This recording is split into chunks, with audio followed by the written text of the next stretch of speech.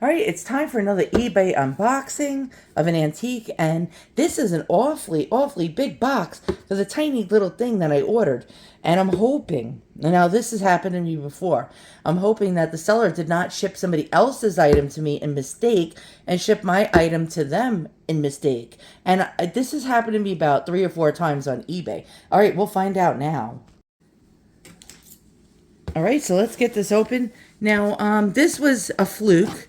This was a purchase that I wasn't too sure of what it really was. It was like, it could be a sleeper or it could be something really that was wasted money.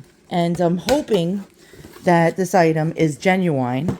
And if it's not, I will cry. And you'll see me cry on camera. And, okay. So now I gotta find it in all this, packing peanuts, and it's not kidding you, tiny. This is like trying to find a needle in a haystack, as they say. Oh boy.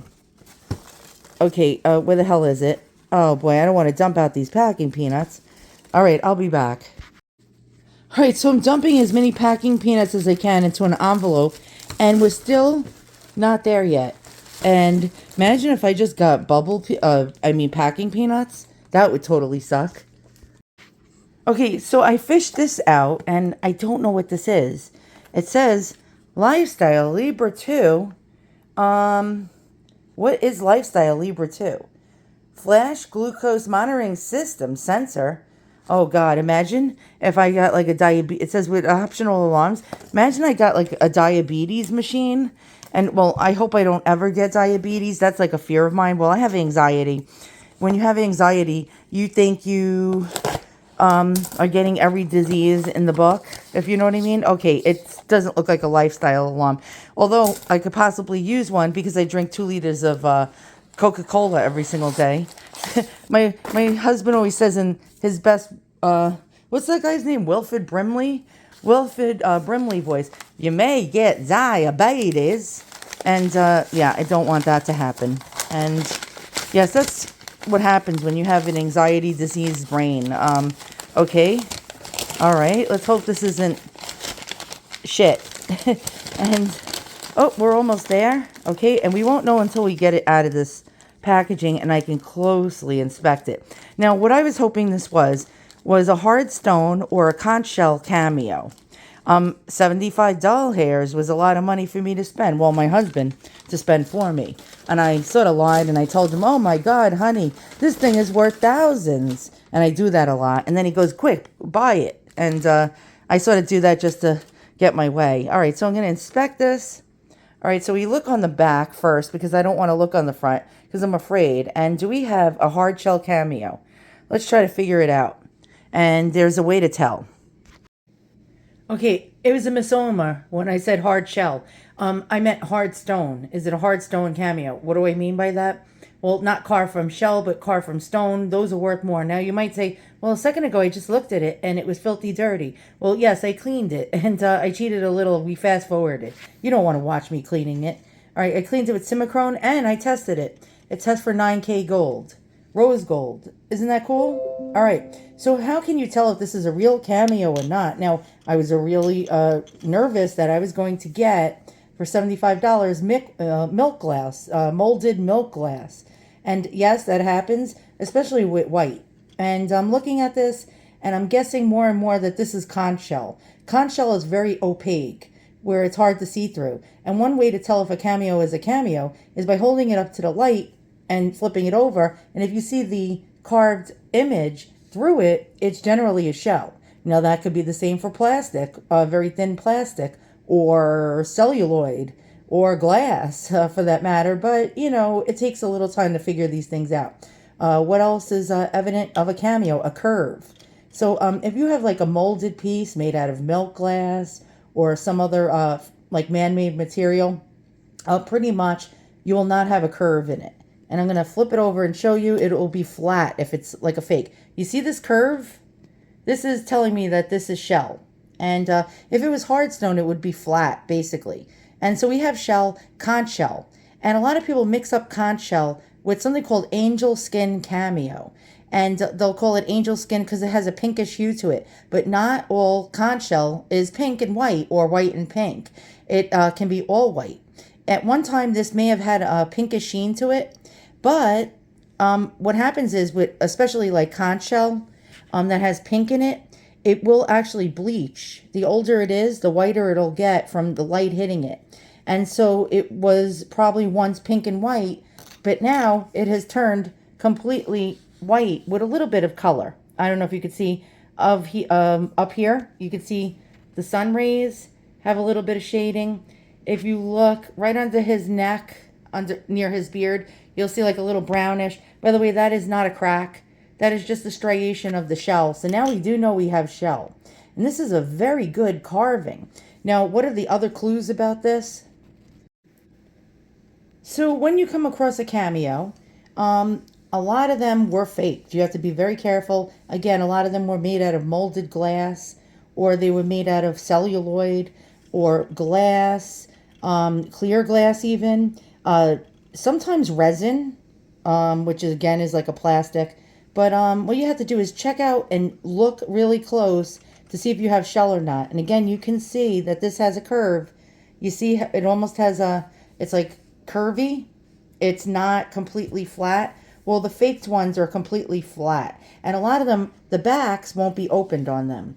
It'll have like a panel of metal covering it. Okay, so what are the clues that we have to work here to find out actually how old this is?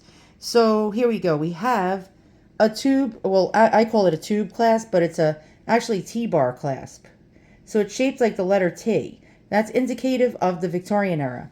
Next, we have this little hold-on, this pin hold-on. When were they created? They were patented in 1855, but still continue to be made today. This actually keeps the pin from falling off your clothes. A lot of these pins would, especially without the safeties, and the safeties generally started coming in probably the teens to the 20s and 30s. Like they had rollovers. That was early contemporary 20th century. Before that, they had just a C, the letter C. Now that's telling us Victorian.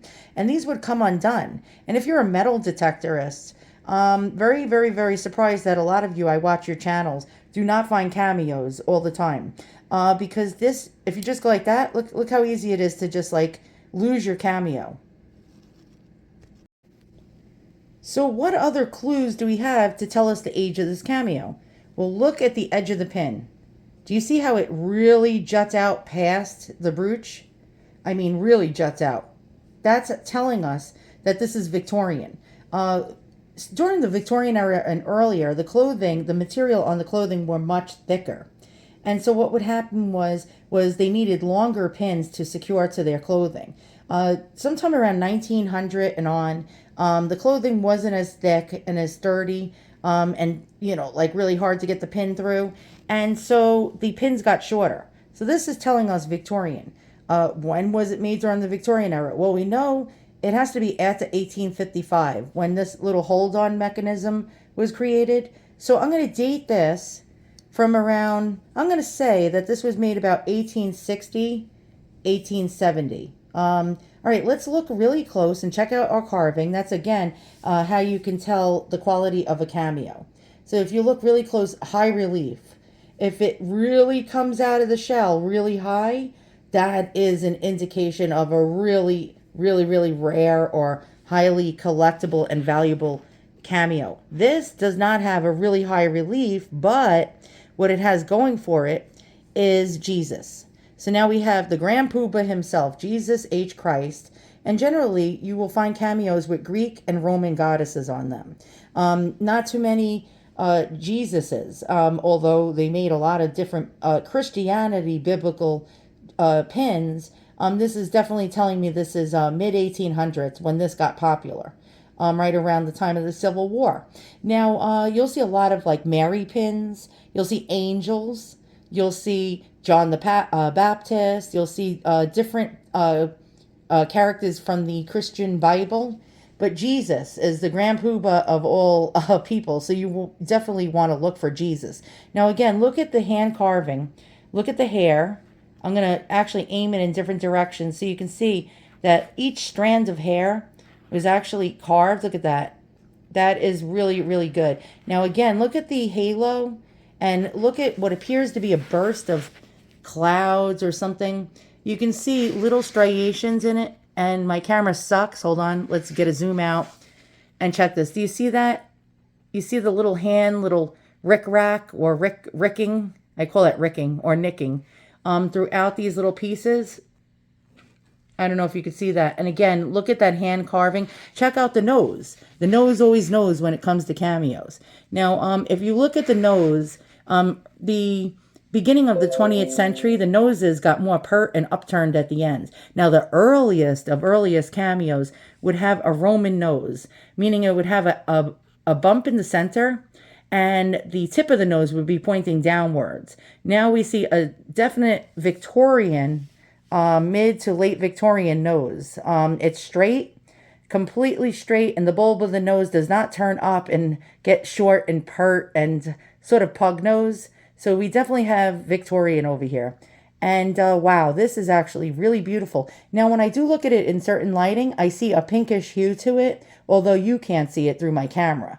Certain parts of it do look pink. Now, how to tell if it's a real cameo? Again, what you're going to do is hold this up to the light, and if you can see a silhouette through it, I don't know if you could see that, that's how you could tell you have a shell. Now, again, conch shell is very opaque, so it's harder to see through it. Now you could see the pinks through it. You see the pink color going through it? And conch shell or pink shell actually is not always completely pink, but has striations of pink and white and cream color going through it. So you can see Jesus sort of through this shell right now as we hold it up to the light.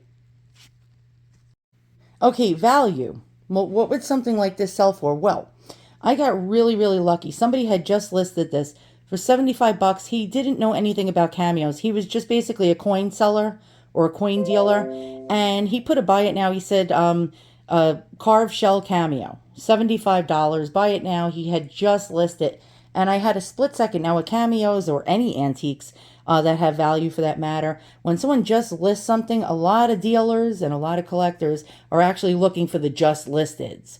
And the just listeds will generally sometimes net you or score you something that is really cool because newbies will list it with a buy it now. Now a newbie or a seller that's really not your average dealer in that specific item will probably just do a buy it now for what he thinks the value is or what he just wants to get. So when he listed this at $75 hairs, buy it now, I had a split second. Should I buy it? Could it be milk glass?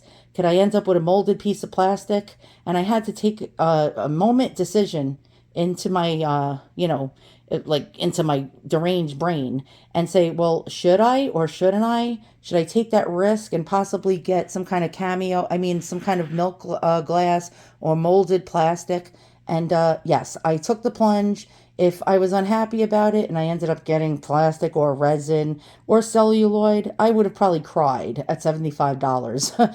All right, so what is the value? Now, when I used to have an Etsy shop, before the government pretty much made this new deal where you have to, for everything you sell on the internet, whether it's your old couch or your old sneakers, you had to pay, if you make anything, $600 a year or more selling something, you had to pay 27% tax, not including the fees you had to pay to list it and sell it, and the packing materials. So it leaves you with nothing on the bone, if you know what I mean. So Etsy suspended my 10-year-old store because I refused to give them my social security number.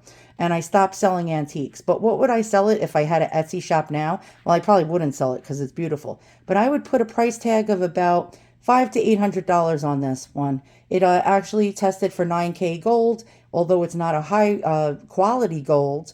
Something this old and this well carved, that's the price I would put on it. Would it sell right away? The answer is definitely like a total no. It would sit there for several years. This is actually a large size cameo, by the way.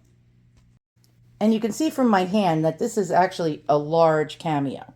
Now, generally, this is over 2 inches by 2 inches. You can see it fits into my hand. It's enormous. Well, they made them much bigger. Those ones are your $1,000 and up cameos.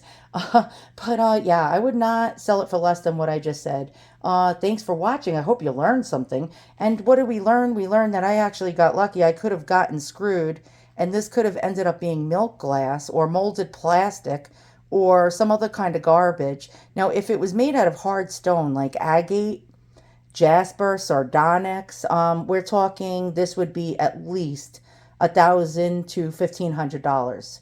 But since it's just on an ordinary conch shell, less. Thanks for watching. See you guys all soon and hope you learned something.